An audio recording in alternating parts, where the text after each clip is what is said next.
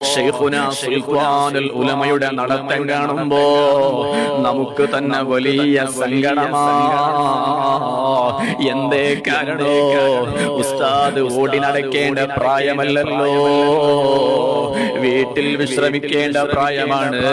ഉസ്താദിന്റെ പ്രായമുള്ള പല ആളുകളും ഇന്ന് വീട്ടിൽ വിശ്രമത്തിലാ.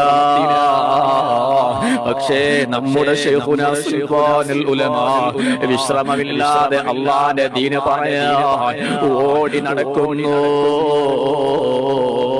ഉമ്മമാരെ, വാപ്പമാരെ, നമുക്കിന്ന് ധീരതയോടെ അഭിമാനത്തോടെ പറയാമല്ലോ, ഞങ്ങൾ ശൈഖുനയുടെ അനുയായികളാണ്.